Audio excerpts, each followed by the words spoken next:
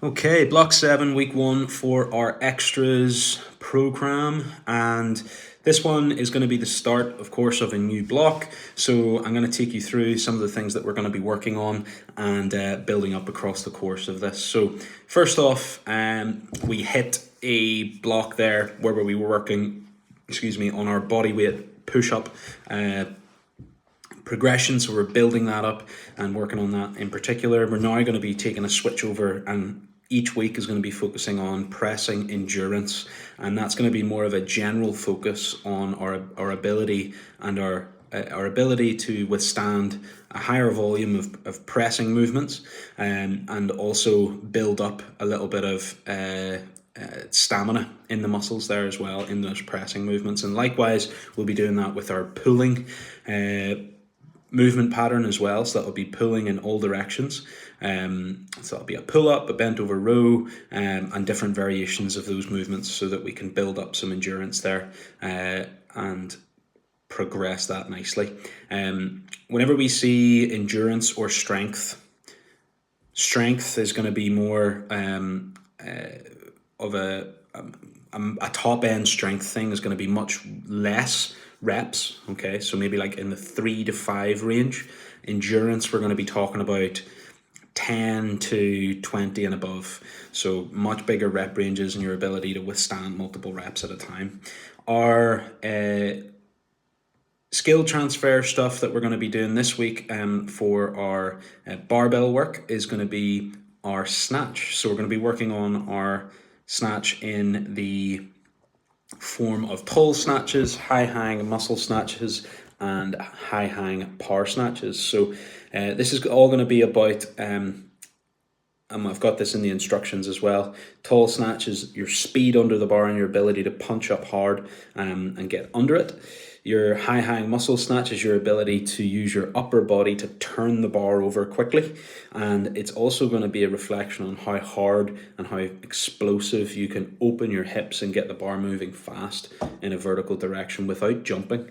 And then our high hang power snatch is going to be the addition of that jump, but also then the timing of receiving the bar in a partial squat, punching under, getting under that bar quickly. So there's a lot going on in that session. Make sure you take a look at the instructions to know what our focus is there.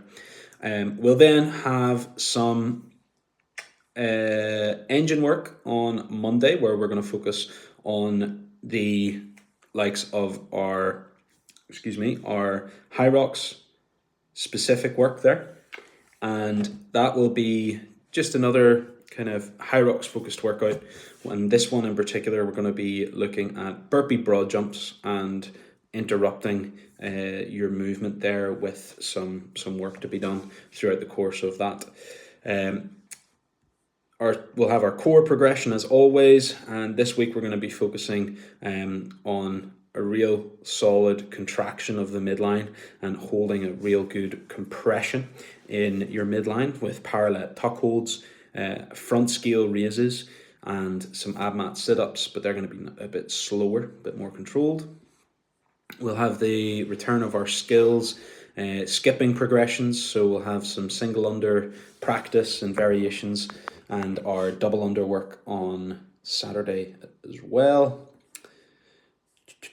And then as well, we're going to be working on a compound movement that is the push press. So I mentioned before, when we're looking at strength, this time with the push press, we're going to be looking at sets of 4 in the push press. And that's how we're going to start off this progression to build that hip drive and overhead press with that movement. And then our engine progression is the return of the one and only Echo Bike, where we'll be this week hitting, where are we? Yes, there it is. Every minute on the minute for 10 minutes, you're going to be aiming to hit 15 calories for the guys, 10 calories for the ladies for our Echo Bike progression. And that's going to be a good baseline to kick us off and see what sort of power output we can hold on that machine. And all of these things, we're going to build them up over the course of our 5-week block here. as you've maybe noticed with our extras program, I will continuously program pushing work, pulling work, core work, single leg work, and skills work where we'll focus on Olympic lifts, and a compound movement in our strength work.